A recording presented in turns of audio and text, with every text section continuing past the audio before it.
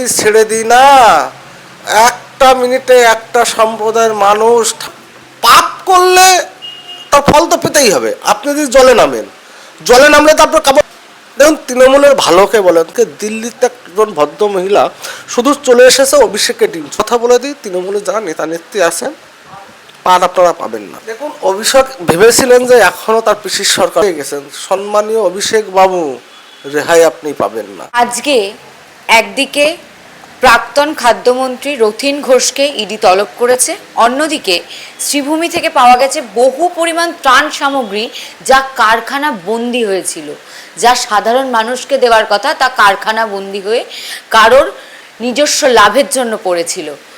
আর আজকে আমাদের সাথে রয়েছেন বর্তমান খাদ্যমন্ত্রী শ্রী অশোক। এই মুহূর্তের একটা বড় খবর যে মমতা ব্যানার্জির নামে হেয়ার স্ট্রিট থানায় ধর্ণা মঞ্চে উস্কানিমূলক ভাষণের জন্য তার নামে কেস করা হয়েছে। মমতা ব্যানার্জি এখন যেদিকেই যাচ্ছেন তার অবস্থা সেই হয় না যে অভাগা যেদিকে যায় সাগর শুকায় যায়। ইন্ডিয়া জোটে গেলেন, সেখানে বামেরা বলছে যে মমতাকে আনলে তারা সরে যাবে। তো কি বলবেন মমতা ব্যানার্জির এই অবস্থা দেখে? দেখুন, এটা পাপের ফল।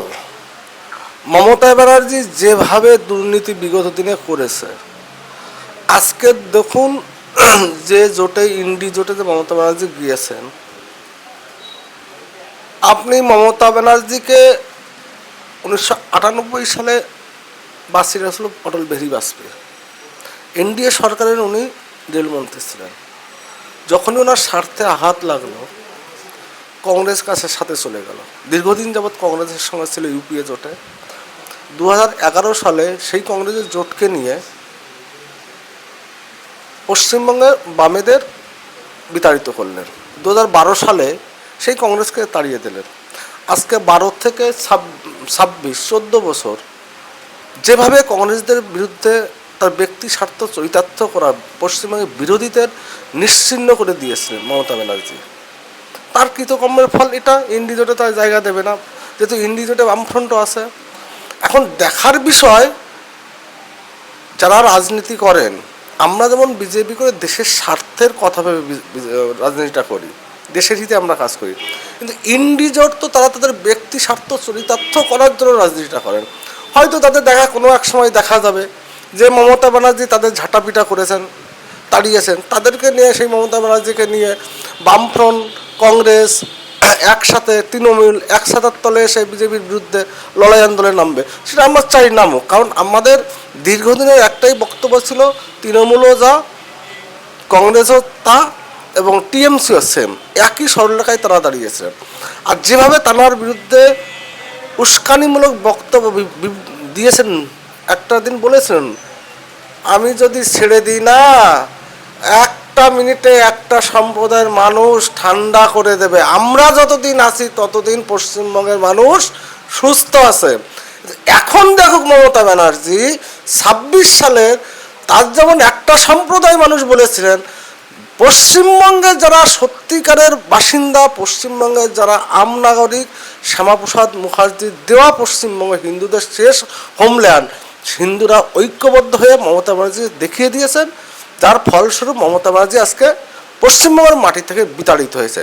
যে উস্কানিমূলক, বিগত দিনে একটা উস্কানিমূলক বক্তব্য দিয়েছেন, দেখুন তার ফলস্বরূপ আন্তর্জাতিক স্তরে একটা প্রভাব তৈরি হয়েছিল। আজকে যেভাবে মমতা ব্যানার্জি বিগত দিনে অনৈতিকভাবে যে টেন্ডারগুলো দিয়ে গিয়েছেন, যে টেন্ডারগুলো হওয়ার কথা নয়, তথাপিও সেই টেন্ডারগুলো করে গেছেন, বিভিন্ন কোম্পানিকে তাদের ব্যক্তি স্বার্থ চরিতার্থ করার জন্য সুযোগ সুবিধা পাইয়ে দিয়েছেন। তার ফলস্বরূপ তার এগেইনস্টে তো এফআইআর হবেই, এবং এফআইআরও হবে, যথাযথ তদন্ত হবে, এবং যথাযোগ্য শাস্তি তাকে পেতে হবে আইনের মাধ্যমে। তাহলে বলছেন যে ভাইপোর মতো তাকেও সিআইডি দপ্তরে যেতে হবে? পাপ করলে তার ফল তো পেতেই হবে। আপনি যদি জলে নামেন, জলে নামলে তো আপনার কাপড় ভিজবেই। তিনি জলে নেমেছেন, কাপড় তো ভিজবে নর্মালি। এটা নিয়ে দুঃখ পাওয়ার কিছু নেই। যেটা হওয়ার সেটা হবেই। ওনার ভবিষ্যৎ যেটা হওয়ার হবিতব্য ছিল সেটাই হবে। আমরা দেখলাম আজকে যে তৃণমূলের সংসদীয় যে দল, সেটাও ভেঙে গেছে।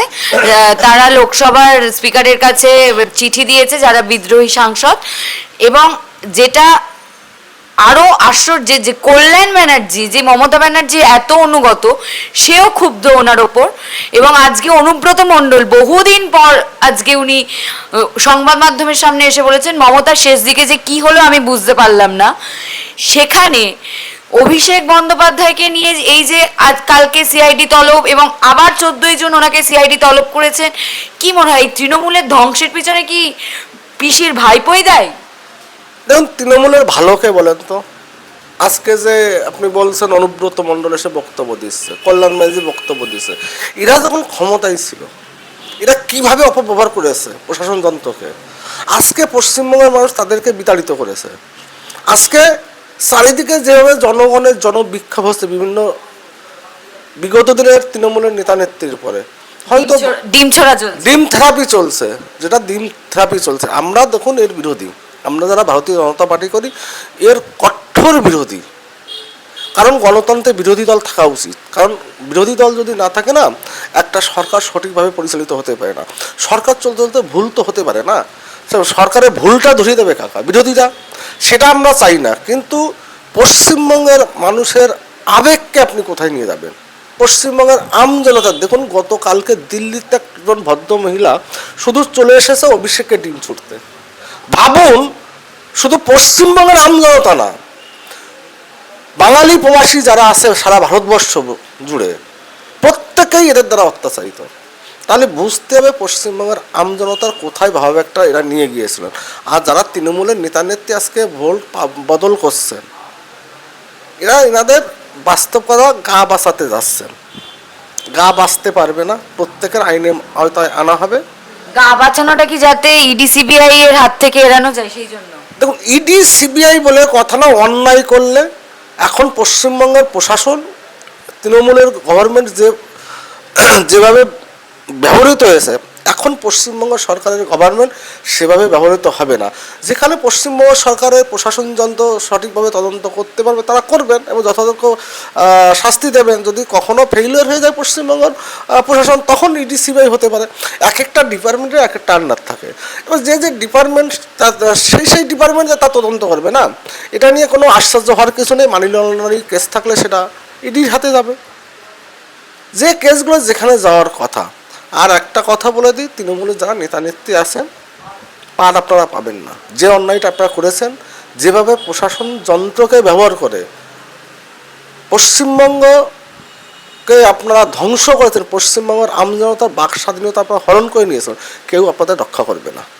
এবার আপনি যেহেতু বিধায়ক, সেই বিধায়ক হিসেবে একটা প্রশ্ন করি যে এই যে বিধানসভায় এখন শেষ কদিন ধরে নাটকের পর নাটক তৃণমূলের দল নিয়ে চলছে। একবার ঋতব্রত বন্দ্যোপাধ্যায় বিরোধী দলনেতা, তার দিকে সব বিধায়করা চলে যাচ্ছে, তারপরে আবার সই জালিয়াতি কাণ্ড জানিয়ে অভিষেক বন্দ্যোপাধ্যায়কে সিআইডির তলব এবং সেখানে রেজলিউশন ফর্ম নিয়ে ওনাকে পৌঁছতে বলে। এবং আমরা যেটুকু জানি যে ওনাকে কালকে যতক্ষণ জিজ্ঞাসাবাদ করা উনি প্রচুর মেজাজও হারিয়ে ফেলেন এবং সেই কারণে উনি সদুত্তরও দিতে পারেননি, সিআইডি আধিকারিকরা মনে করেছেন, এবং সেই জন্য তাকে 14 জন আবার ডেকেছে। তো কি বলবেন? দেখুন, অভিষেক ভেবেছিলেন যে এখনও তার পিসির সরকার চলছে, কিন্তু গভর্নমেন্টটা পশ্চিমবঙ্গের জনগণের সরকার চলছে। সেই জনগণের জননেতা হচ্ছে শুভেন্দু অধিকারী। অভিষেক সেইটাই ভেবেছিলেন এখনো পিসির গভর্নমেন্ট চলছে, ওই জন্যই কি জেরা শেষে পিসির বাড়ি চলে গেছিলেন? ওই জন্য সইটা জাল করিয়েছেন, শুনে নিন, এবং জেরা শেষে পিসির বাড়ি চলে গেছেন। সম্মানীয় অভিষেক বাবু, রেহাই আপনি পাবেন না, আমি বলে দিয়ে গেলাম। আর আরেকটা কথা বলে যাই আপনাদের, আমরা জানতাম যে তৃণমূল দলটা 6 মাস পরে থাকবে না, কিন্তু এত 1 মাসেই